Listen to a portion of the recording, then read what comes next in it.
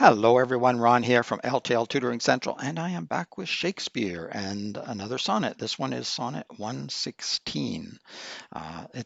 Another famous sonnet by Shakespeare. Many people know some of the lines from the sonnet. For example, love is not time's fool. And I included that line on a bottles of wine that we had made for our wedding, myself and my wife. And then I made the labels. So just had a computer for about a year, I think, maybe even less.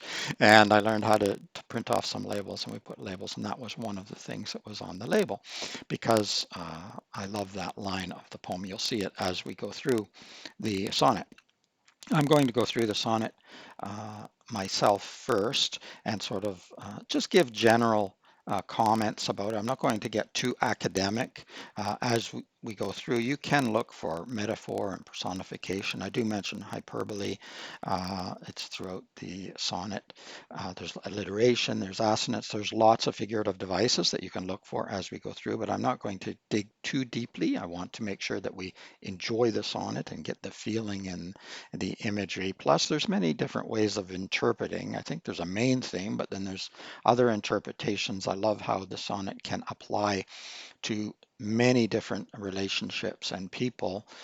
It's often used at weddings and marriages, as I did on our bottle. But the sonnets from 1 to 126 were actually addressed or to a young man.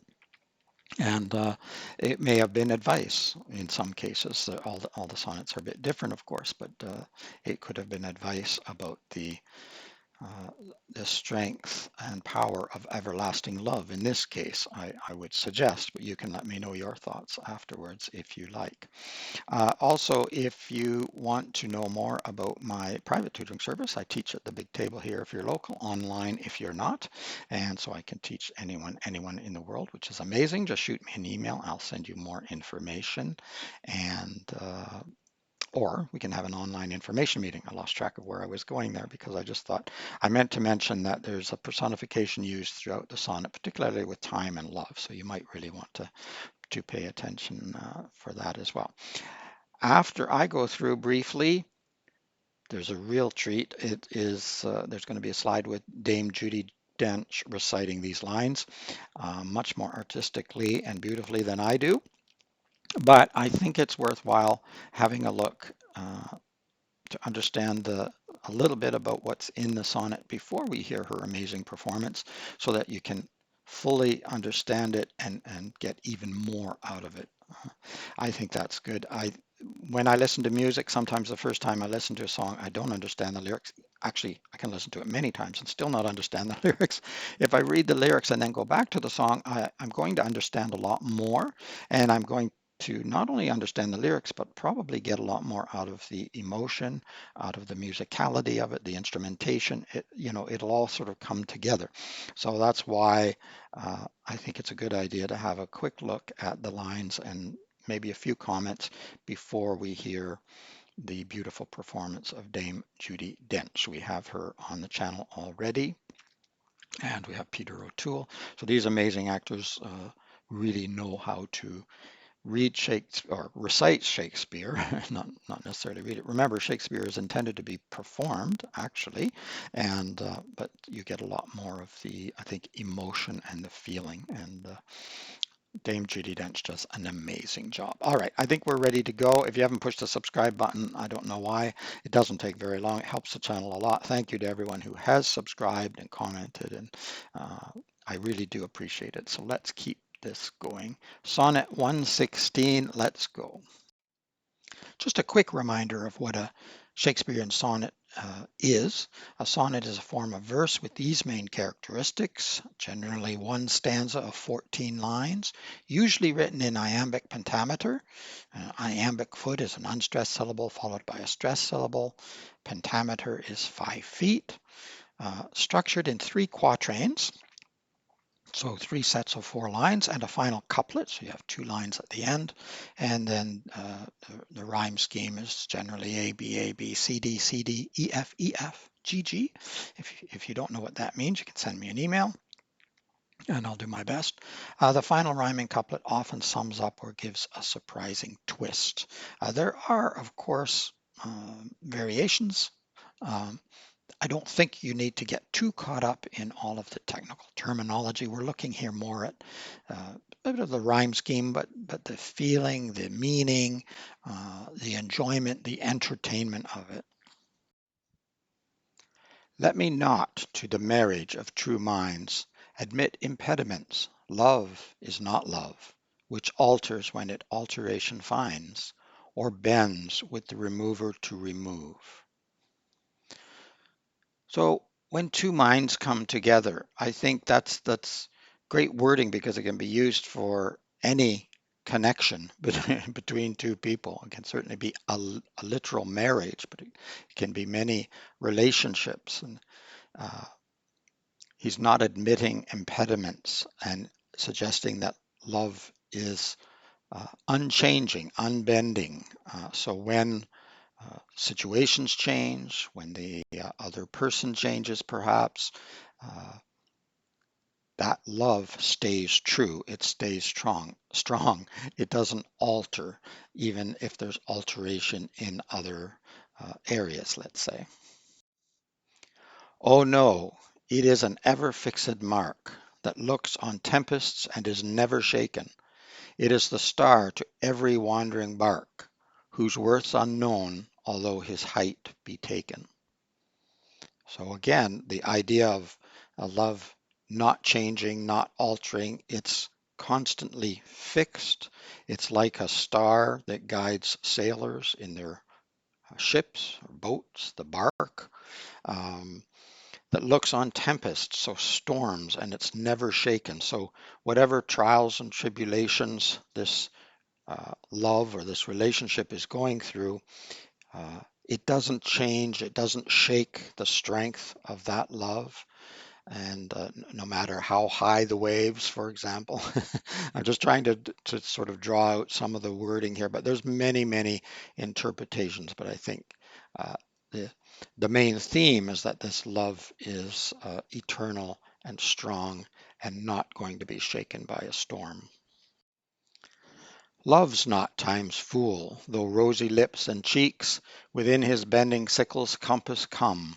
Love alters not with his brief hours and weeks, but bears it out even to the edge of doom. So, time, obviously, we all get older, we all will die eventually, and that's within his bending sickle's compass come. Uh, Rosy lips and cheeks when you're very young, and remember that these sonnets from 1 to 126 were addressed to a young man. Uh, you will get older. You know, unless you die young, you will get older and your looks will change and you will eventually die. But love alters not, even though uh, you know, in the scale of things, we have a very brief time on this earth and brief hours and weeks, but bears it out even to the edge of doom. So I think that's just, again, expressing how everlasting or eternal love is. Love is not time's fool. Time is not going to diminish or trick this very strong love. If this be error and upon me proved, I never writ, nor no man ever loved. Well, very powerful uh, couplet here expressing he can't possibly be wrong. I mean, how could he be? Because if he is wrong, according to this, then he has never written, and we are actually reading what he's written. We're reading his writing at this moment. Or no man ever loved. So if he is incorrect in this assertion, that means nobody has ever loved, and it's a bit hyperbolic, I guess you could say, but it actually there's a bit of hyperbole throughout the sonnet, of course, but the idea is that love, this love, true love, is incredibly powerful and strong, and will not be destroyed by time, by storms, uh, really anything, and he's suggesting that this cannot be an incorrect assertion. At least that's my take on it. I have a lot more that I could say, but I don't want to make this video too long, and I don't want to be too pedantic about it either, because I think that we should enjoy the sonnets and enjoy the plays, and anything you read, you want to read for enjoyment, and then you can read if you want to become more academic about it, then obviously you can go through again and again and again and pull out uh, other meanings or do more research and find out what other people think. But I think it's always a mistake not to enjoy Shakespeare. Now I know you're going to enjoy the next slide because it's going to have Judi Dench reciting these lines in a much more artistic and beautiful way. Okay, here we are with Judi Dench and Shakespeare Sonnet 116 live at the London Palladium. I'm just going to have a listen.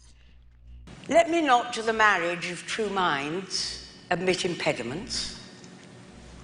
Love is not love, which alters when it alteration finds, or bends with the remover to remove. Oh no, it is an ever-fixed mark that looks on tempests and is never shaken. It is the star to every wandering bark, whose worth's unknown, although his height be taken. Love's not time's fool, though rosy lips and cheeks within his bending sickle's compass come. Love alters not with his brief hours and weeks, but bears it out even to the edge of doom.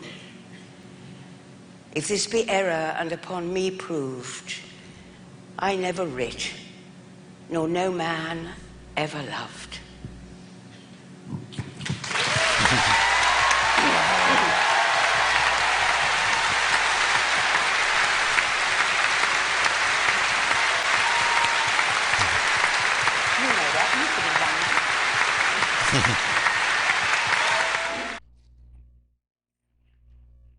Excellent. I'm just going to back up to lots of other famous actors there as well.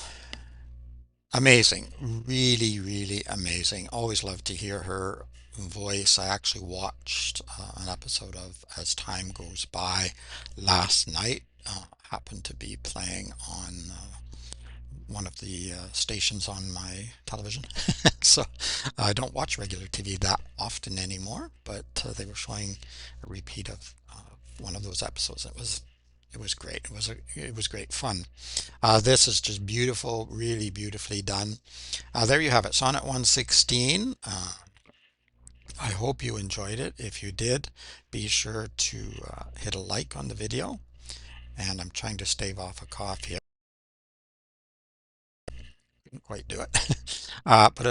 Put a like on the video. Subscribe to my channel if you don't mind. Check in the description for a link to this original video.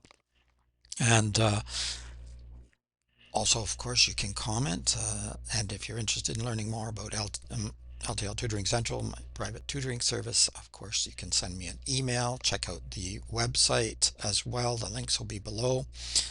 Also links to my stories. If you're interested in taking one of my Udemy courses, be sure to send me a note so that I can send you a coupon. You can save a lot of money. The coupons are generally for $9.99 to $13.99 US. Cough's coming on here this morning. And so definitely do that so that you're not paying full price. They often have sales on too, but if they don't, send me an email and I can send you a coupon. The coupons don't last long, so I can't post one below. It won't last long enough. They only last for about 5 days if you don't use them. So there you go. It is Ron from L.T.L Tutoring Central. Keep learning, keep having fun. Bye-bye for now.